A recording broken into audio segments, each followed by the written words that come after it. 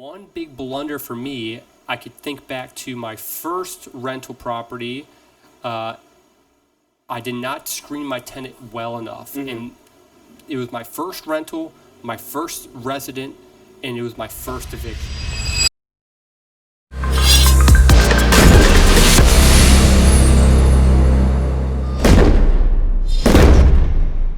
What's going on, guys? Welcome back to the Dig Deep podcast. My name's Sage, My name's Michael. and today we are going to be talking to you guys about some of our biggest blunders, some of the issues we've had, some of the fails, if you want to call it that. That we've made through our career, our life, leading up to where we're at now, impacting our lives, our careers, our just everything. All the things that we kind of had to deal with head on that hopefully we can eliminate people from having to face themselves. Yeah, well, yeah, dude. I mean, blunders and, to get down to the nitty gritty, it's pretty much a failure, right? Yeah, The failures that we're talking about here can very well be avoided, but they are essential to significant growth in whatever avenue of your business that you're trying to pursue.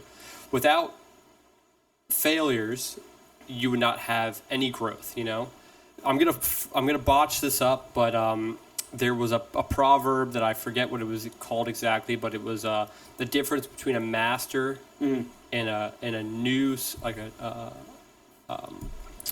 Apprentice? Apprentice, I guess you could say, yeah, between a master and an apprentice. The difference between the two is the master has failed more times than the apprentice even tried.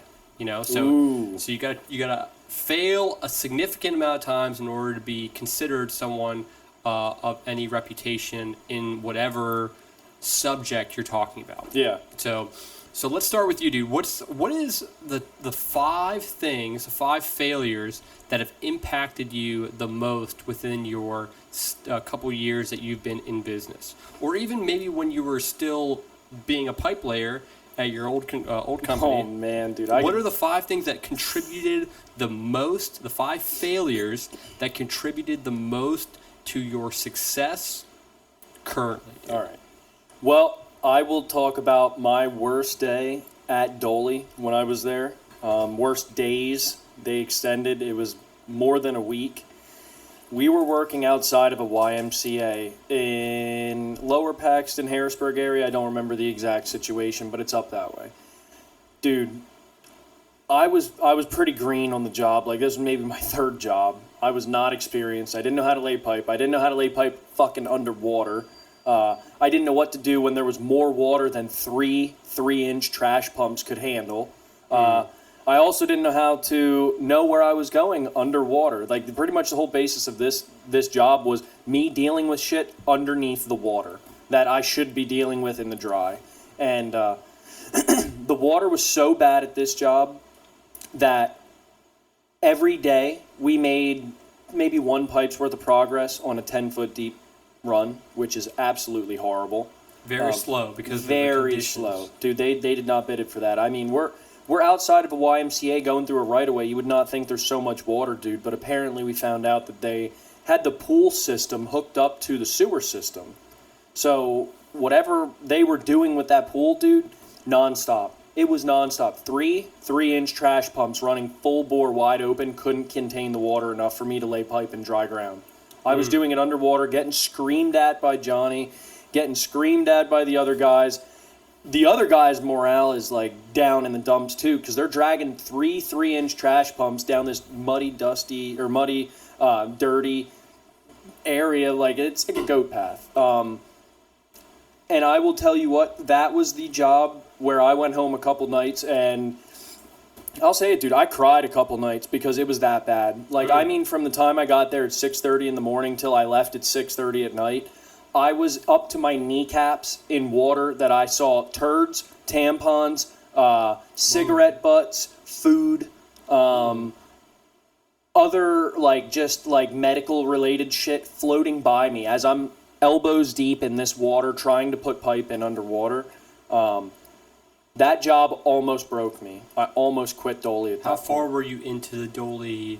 How long? Less than a year. So less than a year. We went to I started in hometown, And from hometown, I went to dude, I can't even. It was that long ago. I can't remember where I went after hometown, but then they were like, "We're going to the YMCA in Harrisburg," and I was stoked because I was close.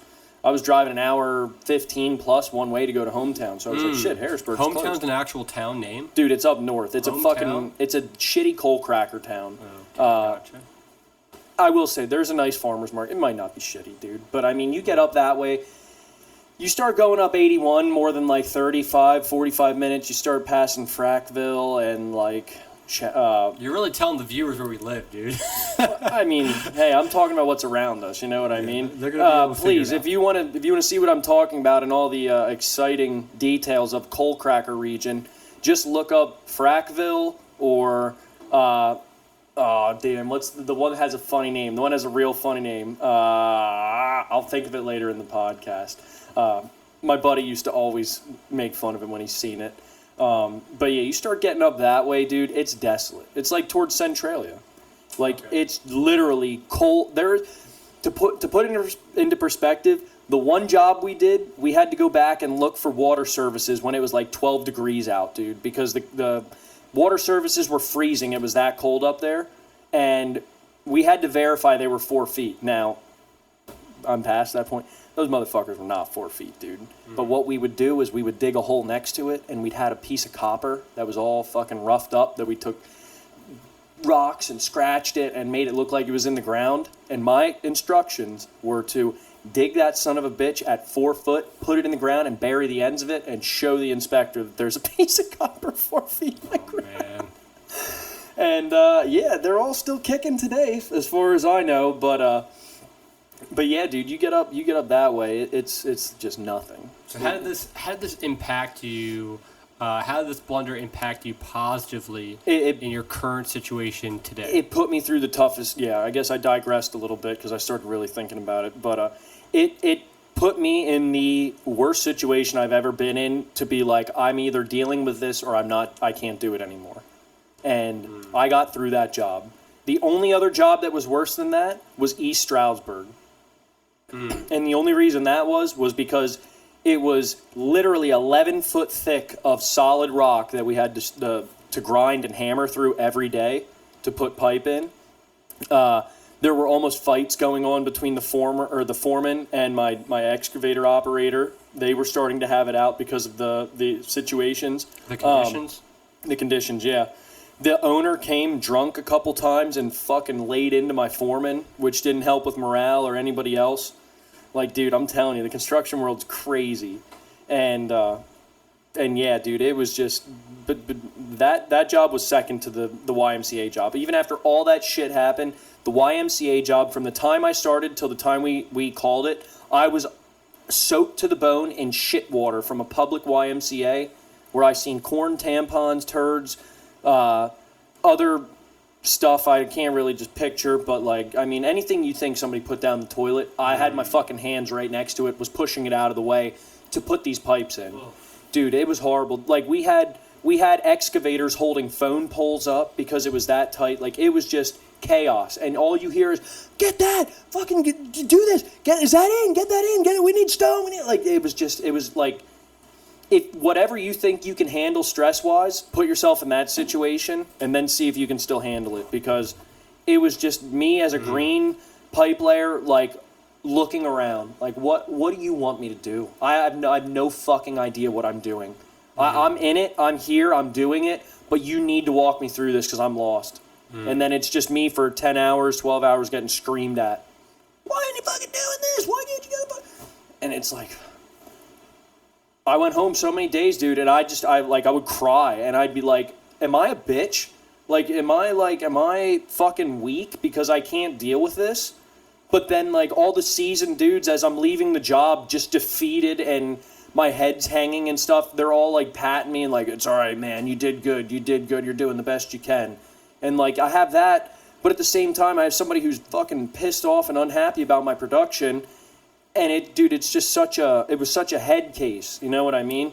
It's it makes you feel like you're not doing anything, but at the same time, these dudes are like, I can't believe you're still doing this. So, like, you being 19, 20, maybe even 21 years old, not knowing what is expected of you, just knowing that there's somebody who does this, and the only option for you is to make it happen or go back to Yeah. So what was the takeaway from that? the takeaway.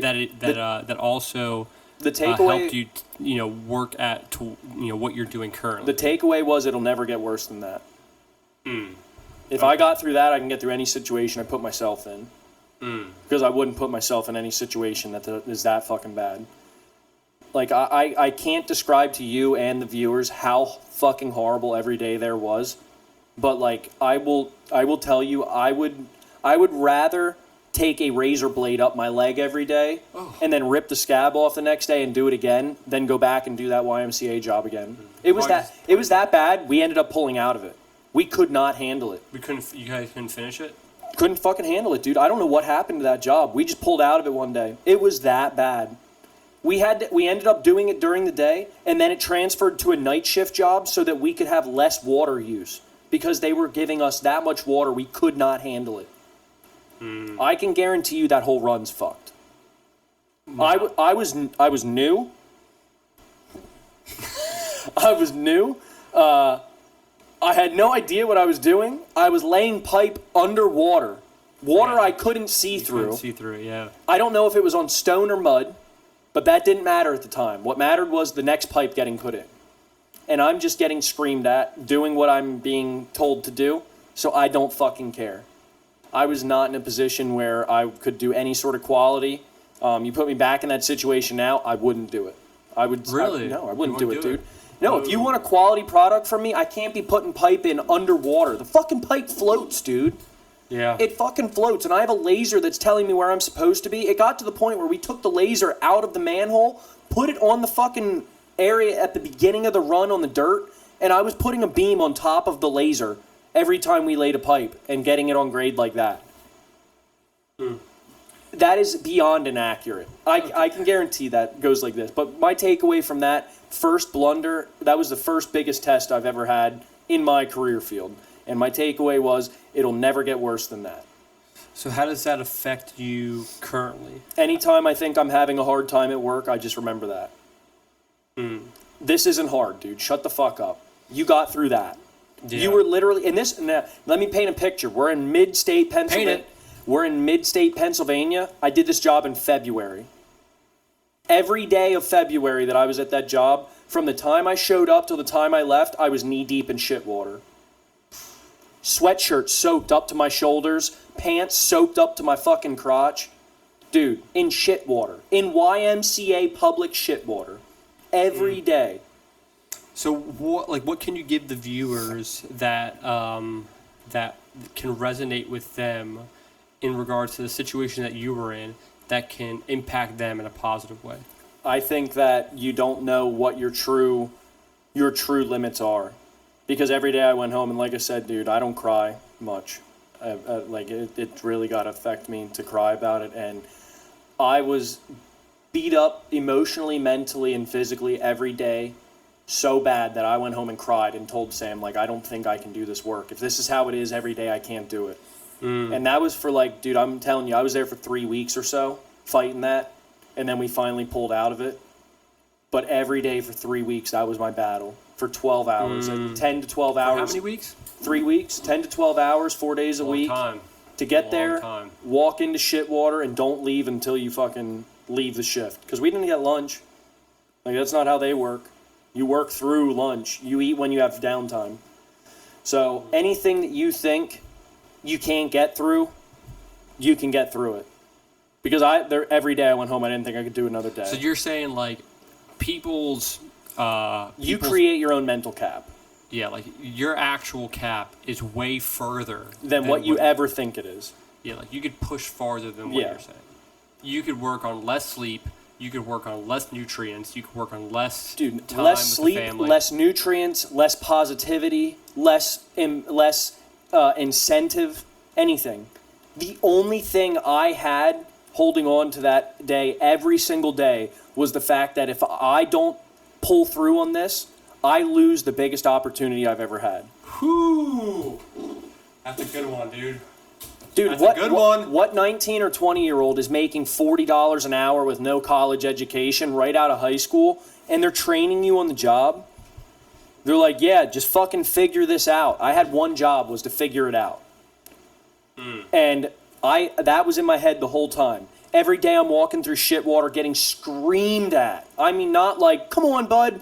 We gotta really, I mean, like, what the fuck are you doing? Get in the fucking hole. I don't care how wet it is. You don't have time to change your fucking boots. They're gonna be wet anyway. Get the fuck back. Like, that's the kind of environment. It was just like, you're either in there or you're fired. So, my takeaway from that was, every time I thought that I wasn't gonna be able to do another day, I was able to do another day.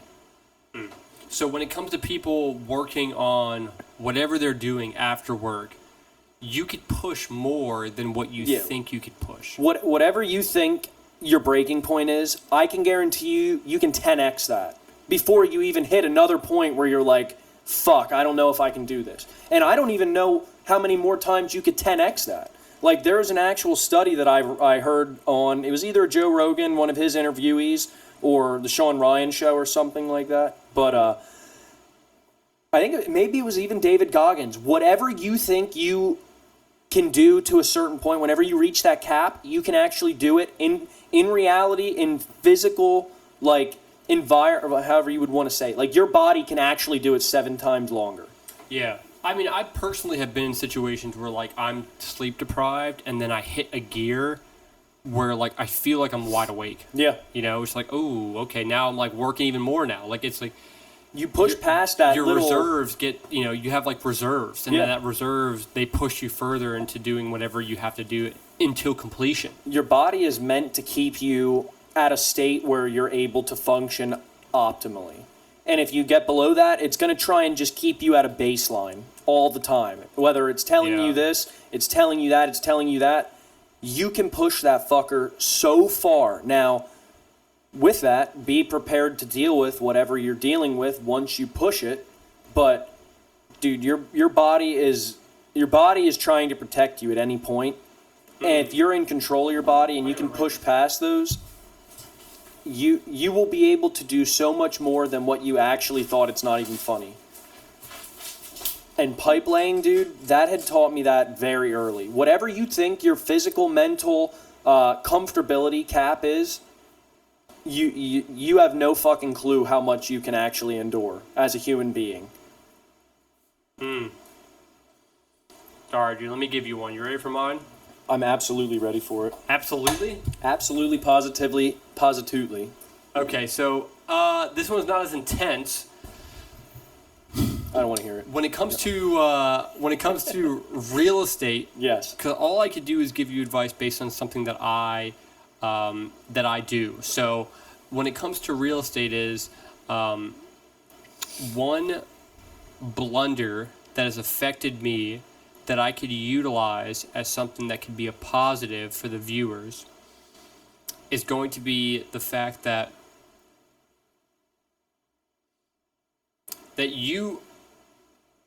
a blunder for me is I do not do the work to in-depthly interview and understand the tenant before I accept them.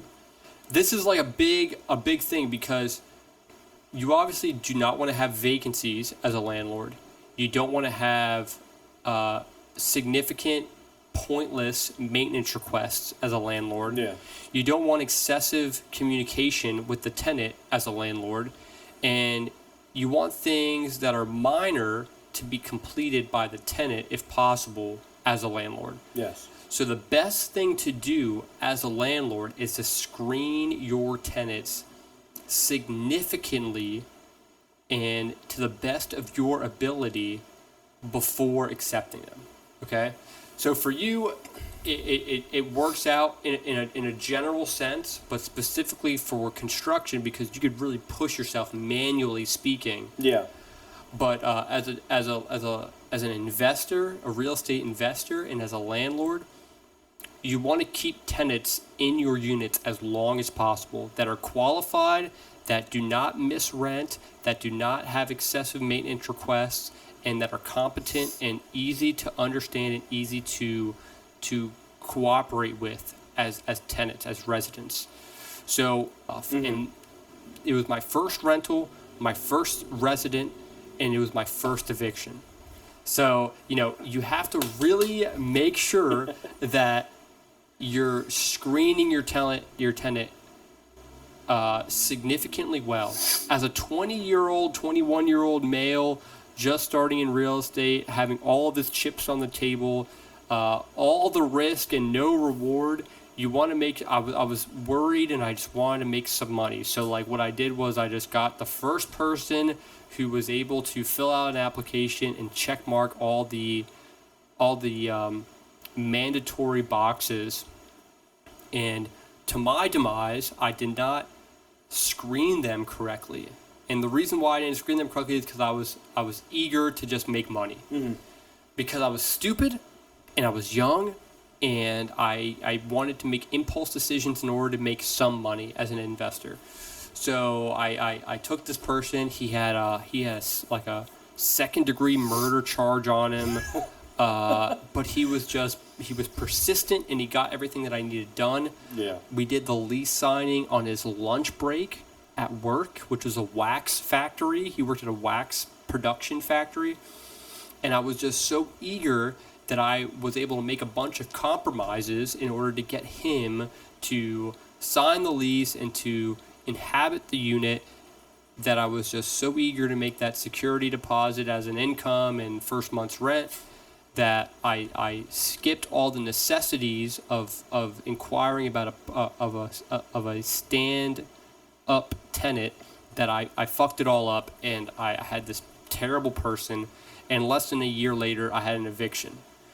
So for me is you have to really make sure, if anyone wants to get into real estate investing, you really want to make sure that you're screening your tenants properly. I currently, in 2024, I have all my tenants fill out an online application on Zillow. That's what I do. I put all my applications on Zillow. Mm-hmm. They fill out the application on Zillow, and I intensely view that tenant and I make sure they check mark all the boxes. At least 2 times the rent, good credit score, no background history, long-term tenant, rental history, good, clean, first impression. They're well-spoken. They have a lot of situations in which it's a lot of fail-safes. You know what I mean? So you want to make sure you do that. Yeah, you're really like judging the book by its cover with these people. That's really all you can do. You can't sit down and go to dinner with these people and like ask them all sorts of personal questions and stuff like that. You really have to choose the best book based on the cover in your situation. Yeah, exactly. Based on the information they provided, the factual information they provided, I have to look at that and I have to make a good assumption. Educated assumption, yeah. So my blunder was I didn't do that before, and the way I changed that to make it a positive is to do a really in-depth analysis on the tenants before accepting them. So your takeaway was strenuous screening of the people that are going to be filling your occupancies. Exactly, yeah. And that's going to conclude to a good long-term tenancy for the tenant, for you, good clean unit, little to no maintenance requests. You're doing the work beforehand. That way you don't have to do any of the extra bullshit during their tenancy. You want a good, clean, quiet tenant that pays their rent on time. And if you could screen the tenant accordingly, you could hit all those marks, and then once you bring them in, you don't have to worry about anything. They're just paying you rent, dude, and that's what you want. That's almost like having a gerbil versus a bull in a china shop. Exactly, dude. Yeah. You can have one of them that makes a lot more of a mess. Yeah, and the one that makes a lot more of the mess is the one that you didn't do enough background information, background research on. So that's what I recommend to any beginning landlord starting out, is to really screen your tenants correctly. Zillow, you can make a you could make an advertisement on Zillow for free. You could publish your rental for rent on Zillow for free. You could get your applications through tenants who want to pay for them, which is like 20 or 30 bucks. They pay Zillow, and then you get a good quality application. You view that, and then you can make a good decision. That's what I recommend every starting landlord to do. I still do it, and it's a good resource to use moving forward when you find a good quality tenant. So that would be my first blunder that I changed into a success, and I'm utilizing that as a tool, now here at 2024. So tell me, Seems legit, dude. yeah, dude. I can see how that might cause some stinks. You have somebody, oh yeah, we'll take care of the place. We're respectful. We're this. Not Yeah, dude, definitely. I've had a lot. concrete in the toilet. Oh yeah, dude. Yeah, and you'll see them like when they put applications on Zillow. Yeah. You could see when they're done. You'd be like, oh, this guy's a terrible credit. This guy has a background. This guy doesn't make 2 times the rent. Like, I'm not accepting him. Yeah, I'm there's not calling. 84 spelling mistakes in the sentences that he gave me. Yeah, He you obviously just put doesn't that give on a the- shite. Yeah, you just put that on the back burner. Like, hey, I'm not accepting that person. You have to learn when to say no. Learn when to know that the applicant doesn't hit the minimum requirements. And just keep waiting, keep pushing, and then you'll get a good applicant, But don't accept just the first person who submits an application. That's the worst thing to do. You'll guarantee get a loss if you do it that way. That makes sense, dude. My biggest blunder, which kind of correlates with what you were just talking about, was knowing what you're bidding on. Knowing all the parameters of ways you can bid on it. Knowing all of the things that are able to be bid on. This was my first contract with any sort of bigger company. You know what I mean? This is me going in green. I obviously don't have any background bidding stuff besides me learning how to run my business. So I got this, and obviously I'm excited, just like you were, to have your first tenant. I have a fucking contract with a construction company who's just going to feed me as much work as I can do. Super exciting. And I'm like, all right, awesome. Now I gave them a square footage price on 4 inches of concrete and a square footage price on 6 inches of concrete, and then a curb linear foot price. Now, I'm doing curb sidewalks and ADAs. One thing that I failed to know, and I failed to research, and I failed to learn, I failed in every way you can look at it. I did not know that you can charge for ADAs separately than what you could charge for 4-inch plain flat work. Explain to the viewers what ADA. Okay, an ADA is an it's American with Disabilities Act ramp, which is a handicap accessible ramp. It's anything you see on the corners of sidewalks, of roads. They have the little red pad, or it's yellow, or it's a different color, but it's got the bumps on it. Those are for people that have canes, people that cannot see. Their canes feel those bumps. It allows them to know they are either entering a sidewalk or leaving a sidewalk. It's there along with the beep that goes off when lights change in some newer areas. Those are cues for them to be able to figure out where they're going based on stimulation through their sight stick, and hearing. So putting those ramps in is extremely particular. You get a plan set, and if it's not within their percentage rate of what they say it should be, it gets ripped out and redone. They don't mess around. It's good or not. Now, with that being said, I'm going to put my next situation into light to see how much money I actually lost not knowing what I was actually bidding on. Me and 2 other people were able to do 7 ADA entrances in one day. We prepped for 2 days prior, and then we poured 7 ADA entrances in a neighborhood in one day. The company was getting $5,000 per ADA ramp. Whoa. $5,000 per ramp, regardless of size. Some of them were very small. Some of them were a little larger. Some of them had 12-foot areas where I had to tie back in to meet grade farther back on the sidewalk. Now, I did not know you could bid per ADA price. No idea. I thought it was a 4-inch flat work, 6-inch flat work, and linear foot of curb price. I wasn't making the money I anticipated. Dude, I got a check from them for like 26 grand one month, and this is just me working doing curb. I was doing 150 foot of curb by myself, dug, formed, poured, stripped, formed, poured, dug, every 3 days. Now that's $40 a linear foot that I was charging for curb. So in a month, I had $26,000 worth of curbing that I did. I was thrilled. It's just me, dude. I need $4,800 a month to live. You know what I mean? So I'm like, I made so much fucking money. I seen $7 grand of that, dude.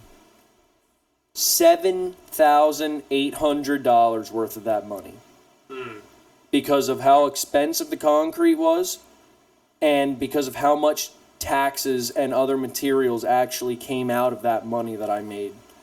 And that hit me in the face so fucking hard it wasn't even funny. And then to top it off, I communicated to the construction superintendent and foreman that I'm not going to be able to survive doing this. Like I don't understand how these other companies, because I was told I came in right underneath the other person. Whether that's true or not, I don't know. But I don't know why they would lie to me about that. But yeah, dude, I was charging like $10.85 a square foot. Now an ADA ramp would only be maybe, if it's a 10 by 10, it's 100 square foot. You know what I mean? And they're 4 foot by 4 foot sidewalk pads that you go up, there's a landing, and then it ties in. There's not much to them. Now, if you can imagine me doing 7 of those in a day for $5,000 a piece for them, and then I'm doing it for $10.85 a square foot. With 100 square foot, I made like $1,085 on that ramp. They made $5,000. Ultimately, I made them $35,000 in 3 days, and I probably made like 3 or 4 grand. And that was solely because I did not know that I could put a separate price on ADA ramps when I made my bid, and no one told me. They probably thought they were getting the best fucking deal of the century. This dumb kid didn't even put a separate price, and he's giving us great work, and he's fucking knocking it out. Like, dude, I got so much 150 feet of curb every 3 days. One man. Just digging, forming, pouring. Digging, forming, stone grading, like I did every part of it, 150 feet with steel forms every 3 days, dude.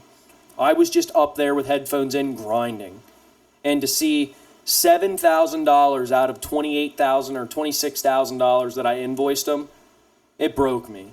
And I was like, I don't know how these other companies are doing it. I must be a piece of shit. I must not be working hard. I must not be able to I can't run a business. There's no fucking way I can put into perspective how these other companies with 5 guys are doing what I'm doing and making money at the rate I'm making it. Because like I said, they told me I came in just under the next company with 5 guys in it. And they were like, you should be killing it with just you. Now I see why I came right under them. I charged roughly the same square footage prices as them, but I didn't even have a fucking section in there for ADA ramps. Every ADA ramp I could have made $3,000-$4,000 off of it, regardless of size, just because it's an ADA. Oh. And I didn't know that.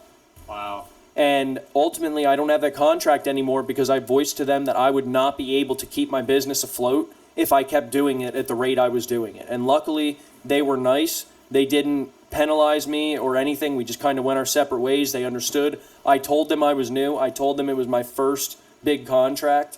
But yeah, that was the second biggest blunder I guess I would have had was you think you have everything covered. You don't. You need to 130% know what you're bidding on and what the actual like realm of things you're bidding on is. Because like I said, I didn't even fucking include an entire section of that. And that hurt me bad, dude. When I heard how much they were getting paid because one of the inspectors in that area leaked how much they were getting paid per ADA, that about broke me that day. Because dude, I mean, me and my two guys that I had with me, we were like almost throwing up. We did 7 ADA entrances and they all passed. Let me add that. Every one of them passed that day. And it was like July. We were all almost like passing out from the heat. It's in the middle of a fucking neighborhood that was freshly blacktopped. It was hotter than shit. And I will give it to both the dudes there. They know who they are. They fucking cranked it out, and they did more than I could have asked them to do. For the lack of experience they had and the elements that we were in, I can't thank them enough for cranking those out. And they gained a lot of respect from me that day for doing that, because I know I didn't ask something easy of them. But I also told them, and I tell the guy who's currently still with me every day, like, we test what we can do. We set our fucking sights up here, and if we don't hit that, we keep just pushing until we stop and see how far we hit. Yeah. But like I said, the biggest thing would be, the first thing I dealt with was you can deal with way more than what you thought you could. Second thing that I learned, biggest blunder of mine, would be know what the fuck you're bidding on, or it can put you under. Because there's some people that would have a contract like I had that wouldn't have been able to walk out of it as easy as they did. And I think the only reason I walked out of it was because the owner of it and the other people couldn't believe how much I did on my own. And I think I gained a level of respect for them when I told them that I can't do it because I was naive to the fact that I had this to bid on as well. And I mean, they're not stupid. Every other fucking bid probably had an ADA ramp bid. You know what I mean? Saying like with people that are just starting their concrete and excavation businesses, you're saying break down your quotes to the customers, like a little bit more in depthly, so that you kind of automize or amateurize everything, or automize that, everything that the I guess, well, doing. See, I wouldn't recommend that somebody goes and they break down their quote to a customer. I don't do that. To this day, I do not put anything except the total price and the description of work I'm doing on my estimates. What I want people to come through on the other side listening to this with is, do not think when you go and bid something that is a contract-related item, do not think you know. Know you know. Know you know what there is to bid on, and know you know you're making a good bid. Because like I said, if I didn't have an understanding company that adjusted rather than saying, you're fucked, you signed a contract, it's your problem now.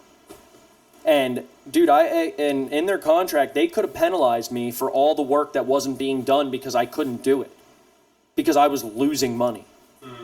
So it could have very well been them like, not our problem, it's your problem. You signed right here, you knew what you were in for, everything.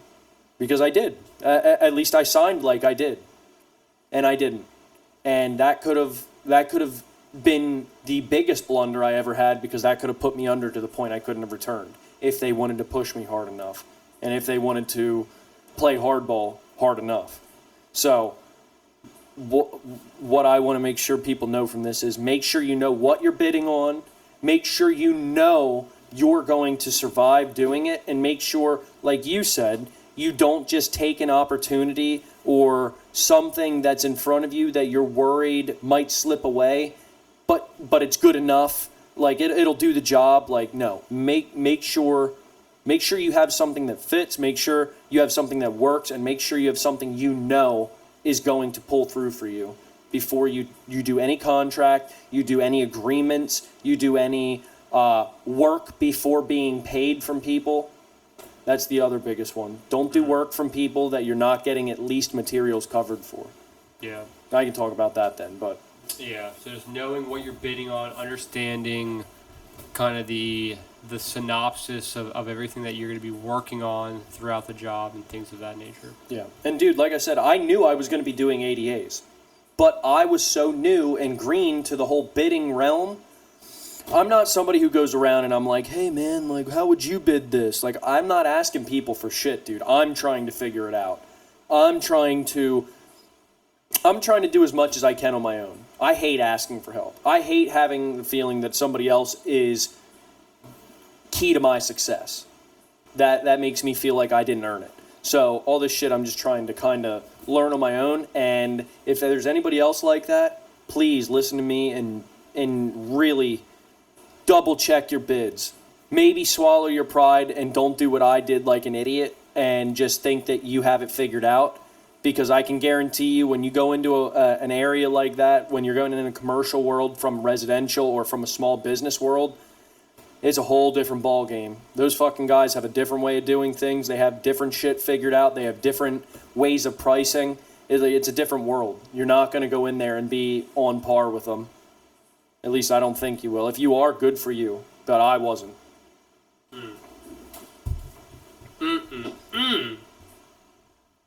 And I was confident with my numbers too, dude. When I ran the math on square footage and shit, I thought I was, in which I was. I was right in the realm of what every other contractor was. I just forgot one gigantic key part of it. And I learned. Which was ADAs. Which was separate price for ADAs.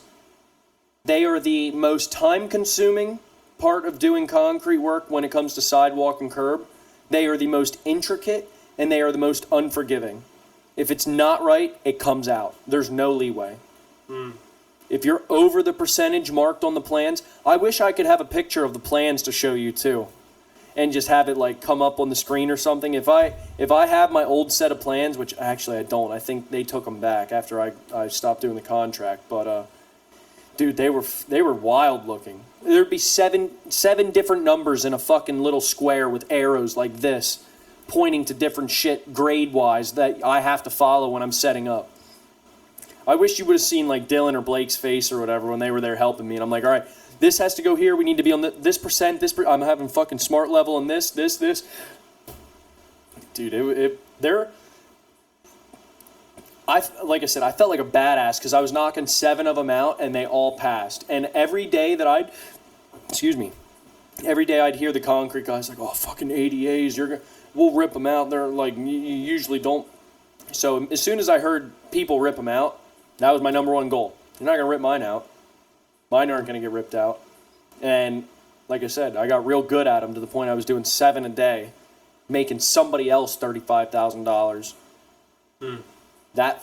Oh man. Yeah, that's a big takeaway, dude. That was like somebody hooked me in the mouth, and then I turned around to walk away from them, and somebody else fucking jabbed me in the face.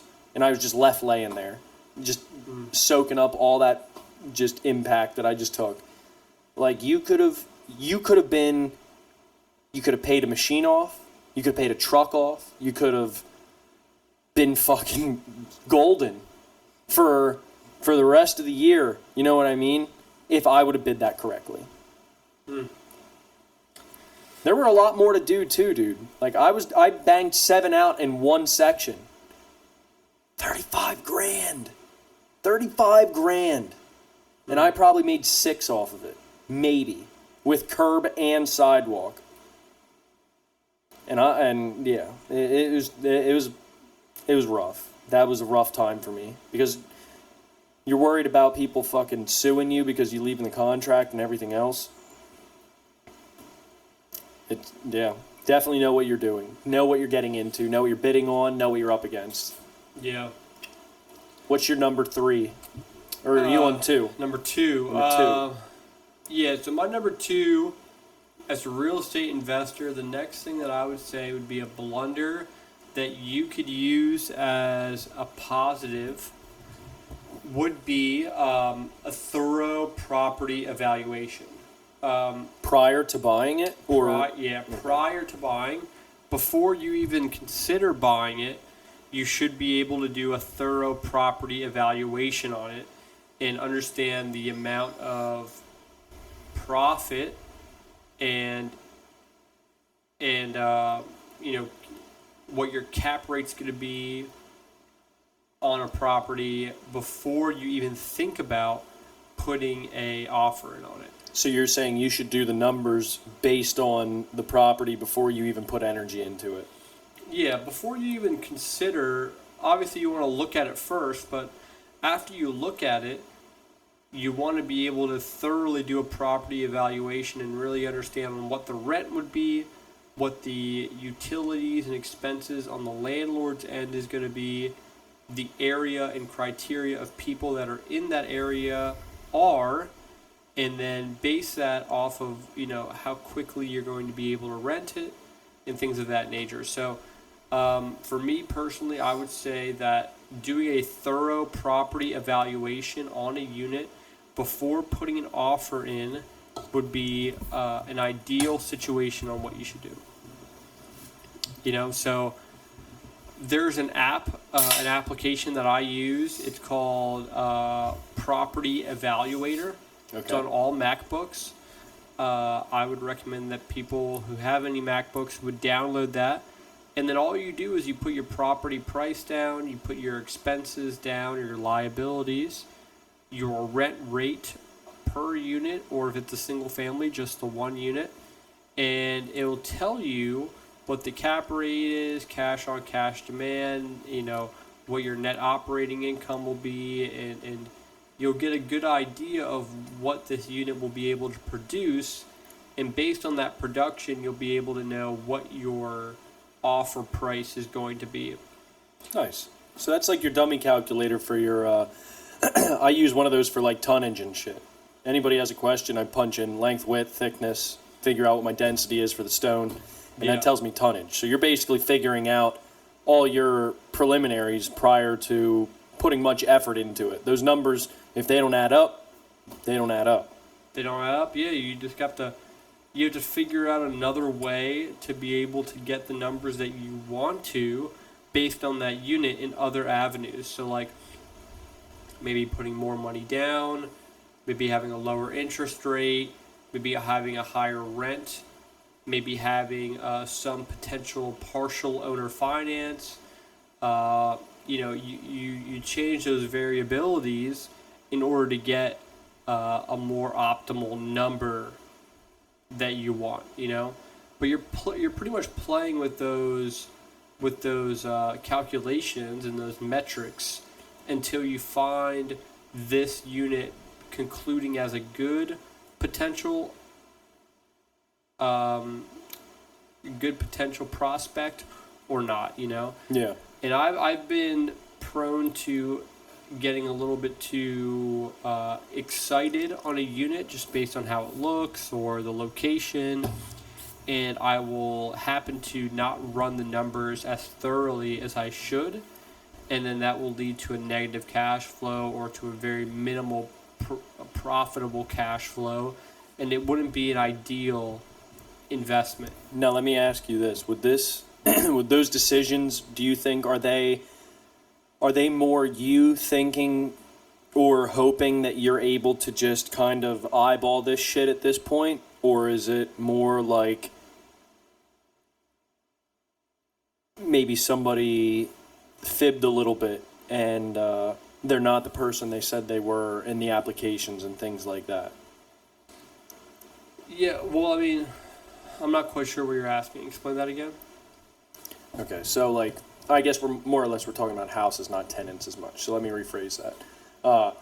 Would you think, you said you made some mistakes thinking that things are going to cash flow more than what they are? And Yes. stuff, did I hear that correctly? Yep. Okay, so would you think that is more of you trying to test your abilities based on what you've already known, as in like, I'm not going to put as much into the research end of this property because I feel like I know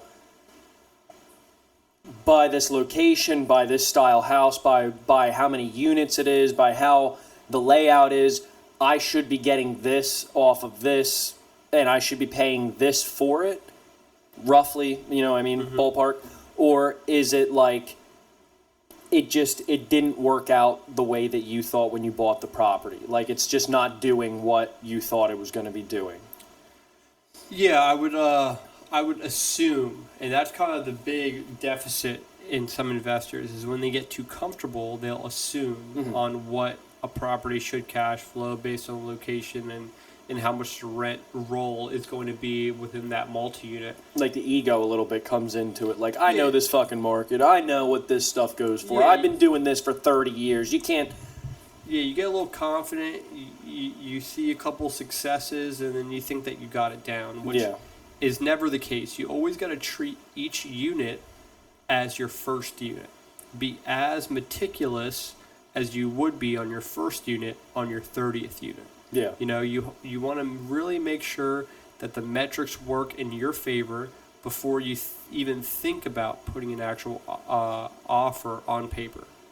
So I'll get a little too cocky or a little too confident, and I'll put an offer in on a unit that doesn't necessarily meet the standards of what it should. Yeah.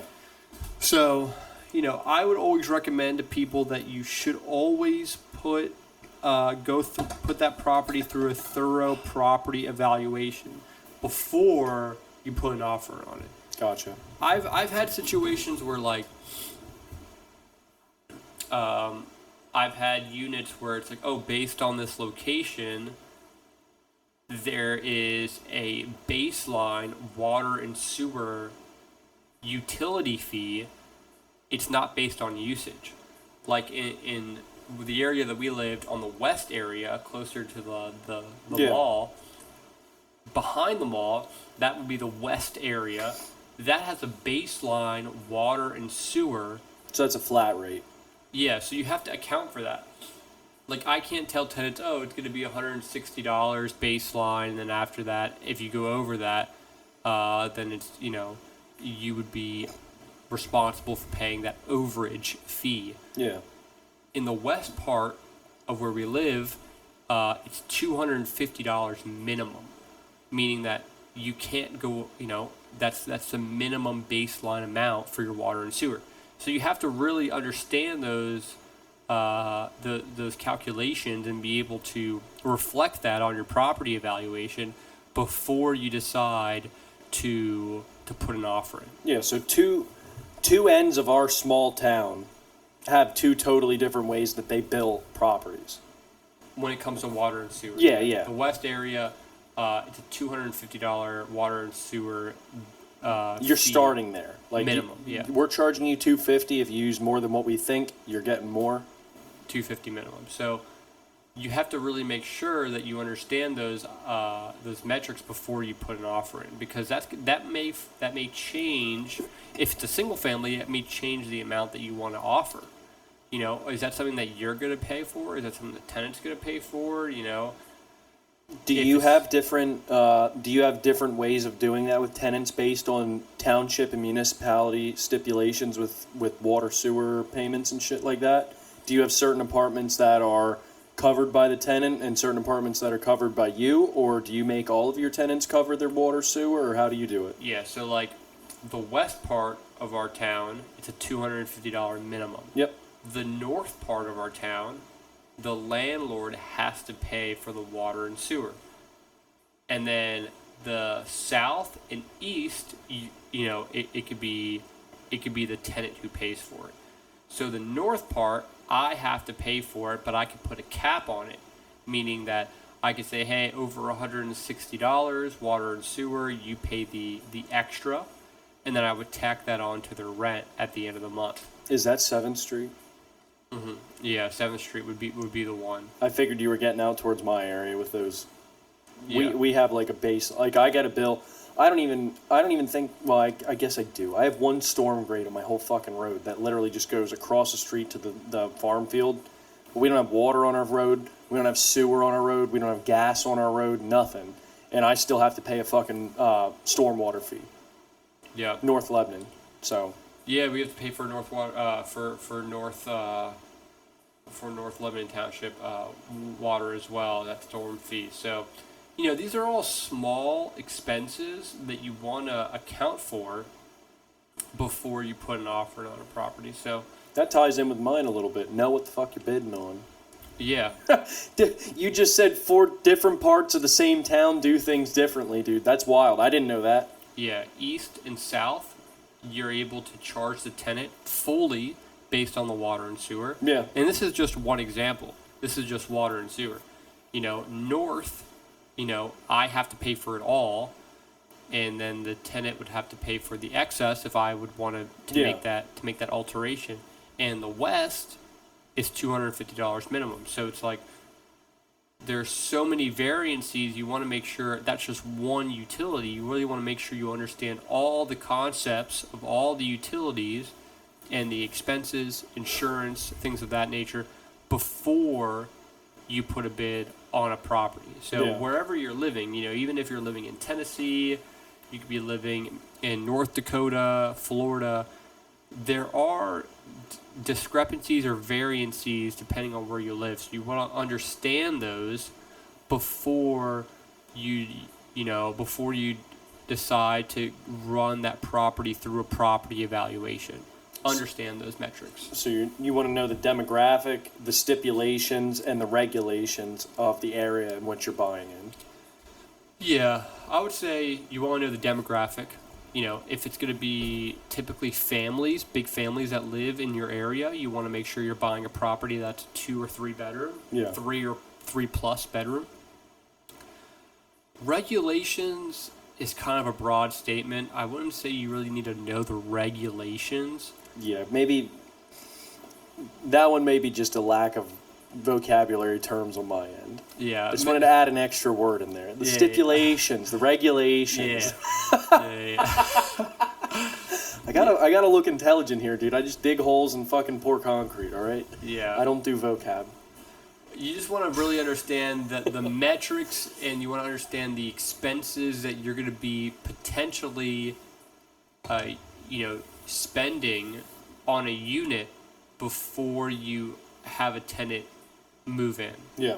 So knowing that information, you want to really be able to understand it. That way the tenant gets billed accordingly, and you get billed accordingly, which maximizes your net operating income, your NOI. So, yeah, I'm excited for you to get your first round, dude, so I could really run this through you. It really, for people that are listening, I could be saying these words and it'll you could understand it, but it really only hits home when you are in the middle of buying property. And you're like, shit, I forgot all about that. Yeah, you really want to be able to understand what I'm saying when you're in the middle of buying a property. So, like, I'm excited for you, if and when you buy your first property, this information that I'm saying is really going to reflect best in your interest when you're actually ready to buy something and you're in the middle of buying something. We'll run it through a property evaluation. I'll say, all right, yeah, dude, this is the insurance, this is the taxes, school, real estate taxes, property taxes, and this is all going to be a deficit when it comes to your net operating income, and then, I could show it to you in real time. And that's what I recommend everyone do is, it's called Property Evaluator. It's an app. It's on MacBook. You can only download it on MacBook or on your iPhone. It's just not as in-depth on your iPhone. It's $99, a one-time fee, and it is probably the best asset to real estate investing that you could get when it comes to technology. So is that how you'd spitball numbers for a property to see if it works out to your favor? Yes. Is that something you'd use for that? As soon as I see a unit on the MLS, I'll go and view it, see it in real time. Mm-hmm.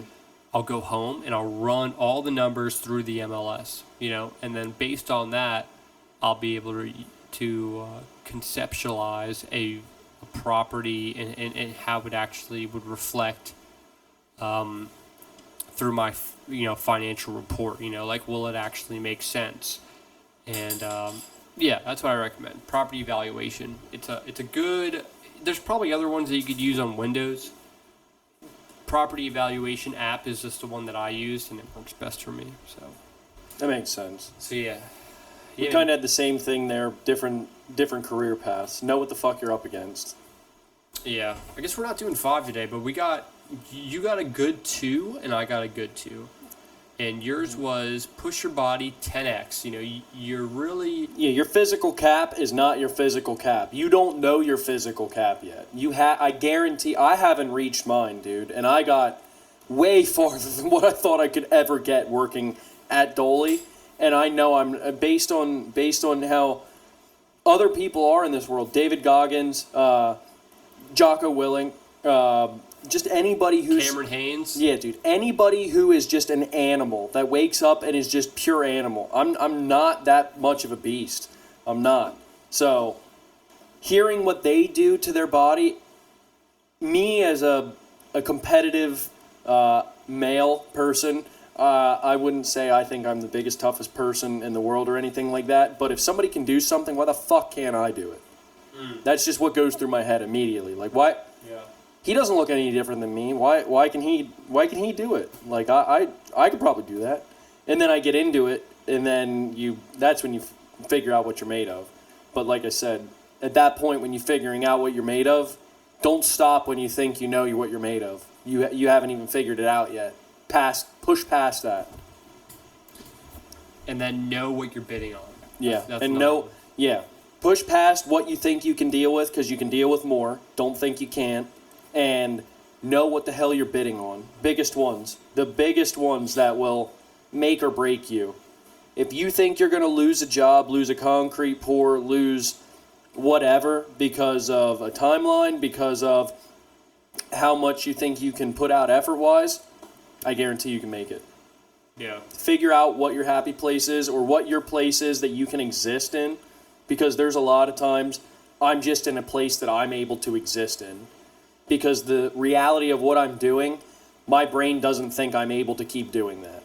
But if I put my brain in a place where I think I can keep doing what I'm doing, the reality of it doesn't matter.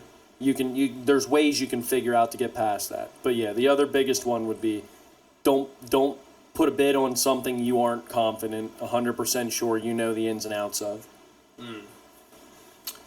Yeah, those are 2 good ones, man. Yeah, and then for mine is Tenant screening? screen your tenants properly, but we're going to flip them. So thoroughly perform a property evaluation, understand the expenses and the incomes of that unit before you decide to put an offer in on the unit. And then when and if you buy that property, when you decide to screen tenants, screen them thoroughly, have them fill out an application, have them do a background check, and have them do a credit check. Those are big telltale signs of a quality tenant. If they have no background and a good credit score over 700, they're more than likely going to pay the rent on time and keep the unit clean. So thoroughly evaluate the property before bidding on it. Understanding all the numbers, all the metrics, everything. And when you buy the property, thoroughly evaluate the tenants. That would be my 2 go-tos, Sage. Just top 2. Top 2, T2. Trying to think of one more, just so there's 3, even if we don't get into it. Just three to leave on the table. Next biggest blunder would be buying something, and I'll keep this one close or short because it doesn't really need too much of an explanation. It's just something that hopefully people learn as they do it. When you're buying equipment, make sure it's going to last you for the amount of time you hope it does. Don't buy something that you're going to outgrow in a month or 2. I bought that GMC 7500, and before I could even get into using it, I figured out that I didn't get a big enough truck. So that one's pretty self-explanatory. Make sure you know what you're up against and what you're going to need the truck for. I ended up buying a Peterbilt single axle. I go with the single axle, because my registration alone, just for the single axle, is $1,000 a year. You start getting into tandem and tri-axles. Crank it up. You better make sure you're using them trucks for what they're there for, because you're going to be paying for them. But yeah, just make sure you know what you're buying and that it's going to last you for what you need it to last for. That's the biggest thing. That's self-explanatory. If you go in and you buy something that you know you're going to outgrow in a short amount of time, shame on you, because you should have seen the growth pattern going. Why don't I just buy something a little bigger, something that can haul what I'm going to need it to haul? And like, there's times where I think, why didn't I buy a tandem axle? Why didn't I do this? And then I have to realize I don't use my single axle every single day, because usually the situation I'm in, I can't, or situations I'm in, I can't get the fucking single axle in there. But yeah, just if you're gonna get equipment, if you're gonna get trucks, if you're gonna get anything, make sure you're not gonna outgrow its capabilities faster than it makes you a return on your money. Yeah. That would be my last blunder. I won't go too far into that. Like I said, self-explanatory. But I at least wanted to put 3 up there for people to kind of ping-pong around in their brain a little bit. Yeah. Yeah, and I guess my third blunder. Sure. Just leave it on the table. It don't have to be too in-depth. Just let them stew on it.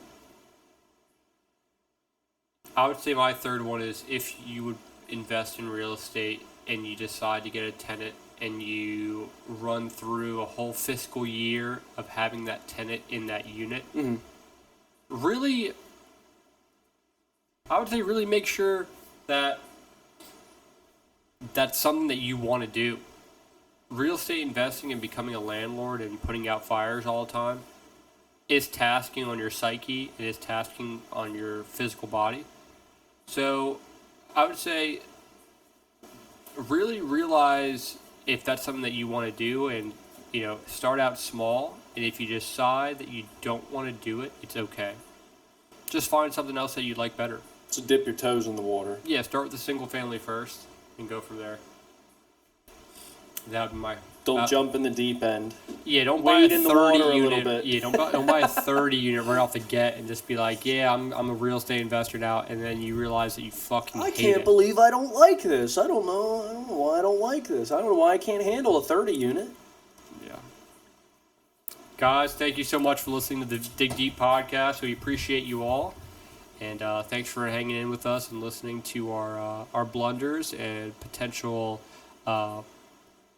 corrections to those blunders. Yeah, please learn from us. I can't tell you how many nights I go to bed and that ADA mishap haunts me to this day. That was over a year ago, and I'm still going to sleep thinking about the $35,000 I left on the table. In one day, dude. In one fucking day. One day I lost $35,000 because of a mishap on my end. Yeah. $35,000 would have paid off the Peterbilt, put a couple bucks in my pocket. $35,000 would have bought me a fucking skid steer. $35,000 would have paid off. Yeah, it would have bought me a pole building. It would have paid off a couple of my loans that I had for my trailers and trucks and shit. That fucking blows, dude. That's the shit that'll keep you motivated, if anything. If you do have these problems, viewers, if you do have these problems, please don't let them beat you down into the ground. Please don't let them fucking stomp on you. You need to push through them. You cannot let these wreck you. We're not saying that if you have these issues happen, we're not saying you should fold the cards in.